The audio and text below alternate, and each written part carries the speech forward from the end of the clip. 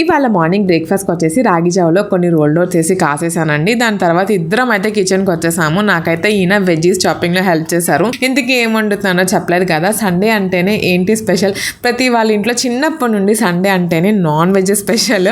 So non veg ఏమన్నా తెమ్మంటే ఈయన బయటకు వెళ్ళాలంటే బద్ధకంగా ఉంది, ఏదో ఒకటి చేసి అన్నారని చెప్పేసి ఇంకా కానీ నాన్ వెజ్ తినాలంటే ఆ ఫ్లేవర్ రావాలి, సో నాన్ వెజ్ ఉండదు అనే ఒక ఆలోచనలోనే యూట్యూబ్లో కొడితే నాకు ఈ కర్రీ కనిపించింది మిల్ మేకర్తో. సో అందుకని ఈ కర్రీ ట్రై చేశాను. కానీ ఫినిషింగ్ మాత్రం భలే వచ్చిందండి. కాకపోతే యూట్యూబ్లో చెప్పినట్టు అన్ని వాళ్ళు మక్కి దించేసాను అనమాట. దానివల్ల లాస్ట్ నాకు మసాలాలు ఎక్కువ అయిపోయినాయి. మీరు కనుక ఈ కర్రీ చేస్తుంటే అంటే సేమ్ కీమాని అయితే రెప్లికేట్ చేస్తుంది ఈ కర్రీ, కాకపోతే ఆ మటన్ ఫ్లేవర్ రాదులేండి. మనం మటన్ కీమాని ఉద్దేశించి నేను మసాలాలని యూట్యూబ్లో చూసినట్టు అన్నీ వేసేసాను. కాకపోతే నాకు లాస్ట్లో ఎక్కువ అయిపోయింది అనమాట ఆ మసాలాలు, అల్లం వెల్లుల్లిపాయ పేస్ట్లు, కారాలు, ఉప్పులు.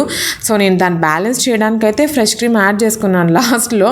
సో మీరైతే కర్రీ చేసుకుంటే కనుక ఖచ్చితంగా ఈ మసాలాలు అనేది తగ్గించండి. మటన్కి అయితే ఎక్కువ పడుతుంది కానీ ఈ మీల్ మేకర్కి అయితే ఎక్కువ అవసరం పడదనమాట. ఇంకా నాకు ప్రతిరోజు రైసే కదా, ఆ రోజు అసలు రైస్ తినాలని లేదు. చక్కగా నెయ్యితో కాల్చిన చపాతీలు అయితే తినాలనిపించింది అని చెప్పి చపాతీ పిండి కూడా చక్కగా కలిపేసుకొని ఒక 20 నిమిషాలు పక్కన పెట్టేసుకున్నాను కూర అవుతూ ఉండగానే.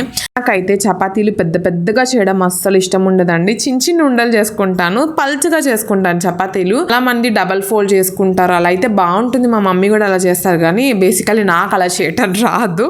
సో నేను నా స్టైల్లో చపాతీలు చేసుకుంటాను అనమాట. కొన్ని ఏమో ఏవో రెగ్యులర్ అమీబాలాగా వస్తాయి, అలా ప్రాక్టీస్ చేయడంగా ఇప్పటికి వచ్చింది కొంచెం రౌండ్గా చేయడం.